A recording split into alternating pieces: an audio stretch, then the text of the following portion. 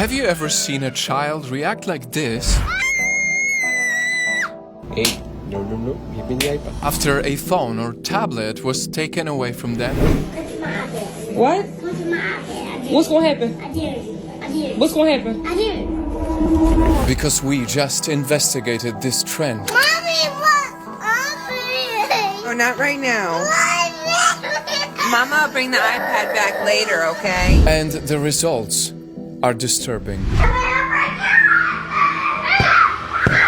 Netfam, if this reminds you of a kid in your life right now, you definitely cannot skip this video.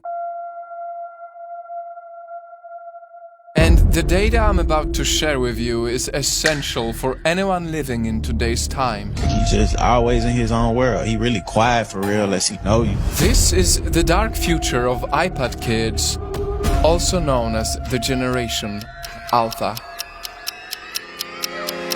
Apparently, this 8th grade kid cannot spell a single word correctly on this list. We're talking about anyone in your family who is 13 years old or younger right now. Kids who were born at the same time as the iPad in 2010. Kids who at 8 years old already had their first phone.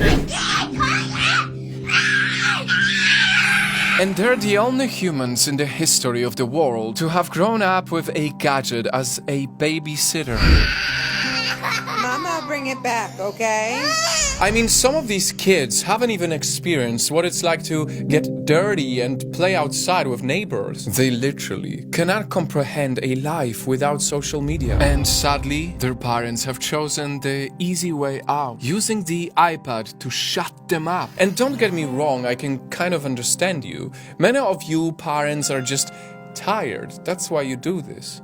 At least I want to hope so. But see, the temporary relief of 5 minutes when you're letting a gadget take care of your crying child has a permanent curse in exchange, and it lasts for a lifetime. And it's important to say that this isn't just my opinion. This is data. Just recently, school teachers came out saying these iPad-raised kids are doing really bad. Teachers who have taught their entire lives are just up and quitting their jobs now because they can't handle these kids anymore. The iPad kids are out of control. They can easily tap on touch screens, but cannot do basic things like reading or writing. They quite literally don't have the muscles built in their hands to write properly or have the stamina to write because these kids weren't using their hands enough as children. They tend to also get lower scores on language and critical thinking. And sure, they know how to navigate digital apps, but in exchange, they are years late in their education. I teach 7th grade, they are still performing on the 4th grade level. Are you joking right now? And these are future leaders, our future doctors, our future nurses, our future... Please. And because many of them were pretty much raised by an emotionless gadget that doesn't care about them, they're growing up to be, well, the same way. Having to teach and work with you guys as children has been the most traumatic experience of my life. They don't respect any authority. You ask them, can you stand in your designated spot? They're telling you no and shut up. They're throwing things at each other. For more data, if your child is getting more than 2 hours of screen time daily, a long-term study has showed that they are likely to have emotional, social, and attention problems. Kids cannot read.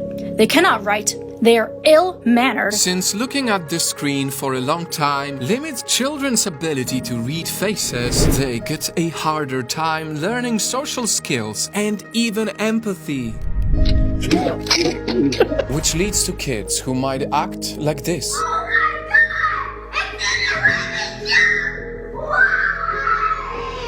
Like they have anger issues, because when you train them to have everything in an instant, they don't even get to learn about patience. I'm taking away your iPad.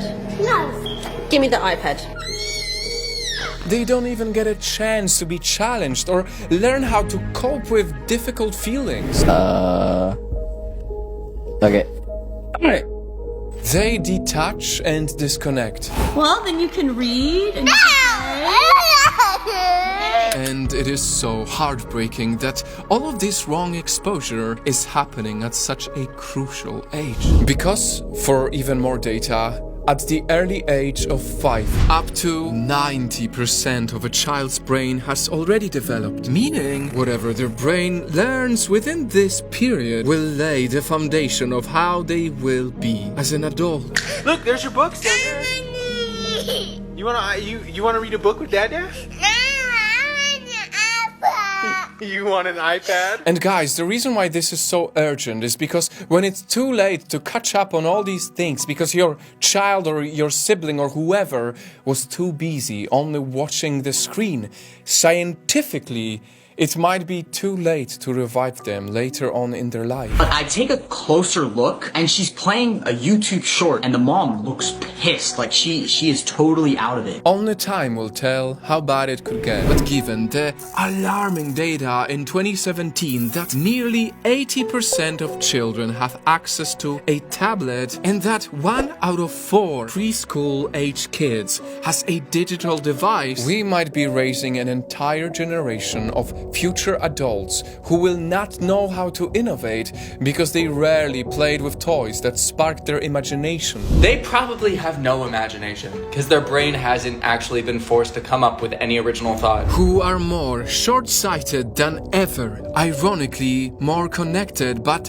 also more lonely and likely untrusting because they have been so exposed to the nasty side of reality through their screens. I mean, do you notice how our Gen Z teens today seem to suffer way more from anxiety, depression, ADHD, dysmorphia, and all the other mental health issues? That so many parents who grew up without iPads, without iPhones, without smart devices, act as if they have no clue what to pull out if they take the iPad away. That's why it's just so ironic because Steve Jobs himself, who created the iPad, once said that he would never allow his own kids to use them. The Apple founder actually would not let his own kids play with computers. Because he himself knew he created an addictive machine that is specifically manufactured for your kids to get hooked. Yes, your kids are being targeted with overstimulation, with YouTube channels like Cocomelon, using the brightest colors, flashing lights, and memorable music, all acting like stimulants in children's minds. They won't be able to resist this. They are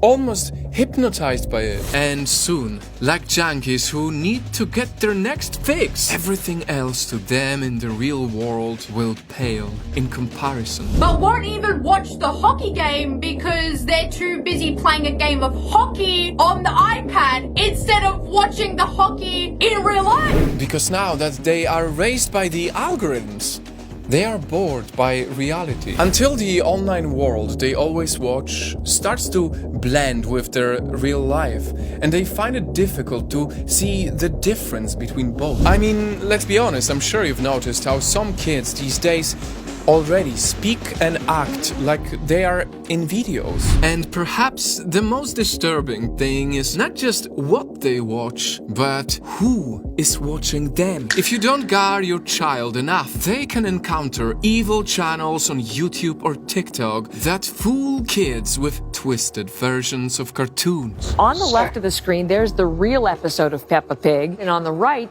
that fake that you're talking about, fear, torturous appearance. If you post your kid's face on social media, it can be free for any creep to view and download. And if you don't monitor what music or shows they consume, they will start idolizing questionable people, normalizing horrible things way too soon. You guys' daughters are twerking at 5. 5!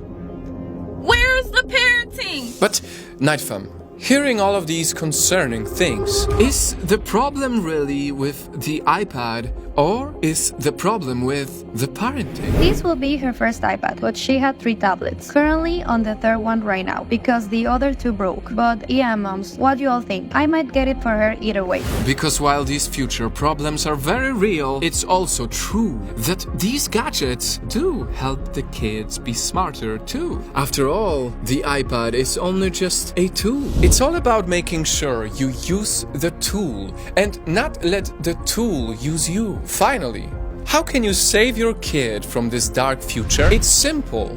Embrace being a parent and let your kid be a kid. When they throw a tantrum, talk to them through it. Don't just give them the tablet to get peace. That's why the iPod's up there on top of that cupboard, so little boys don't get it.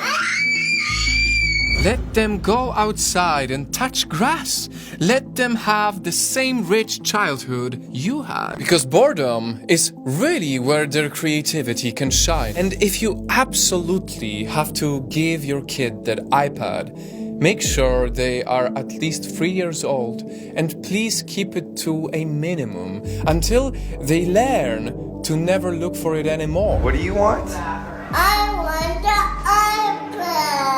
I told you can't have it. Until they finally realize that real life and real experiences will always be way more special. I need everybody else in my generation to promise that we are not going to raise iPad children. Please. Night fam, with an open heart and genuine interest to make this world a better place, please share this video with your friends and family. If you believe that iPad kids deserve a better future. And if we care enough to make this come true, we should start by giving them a better childhood.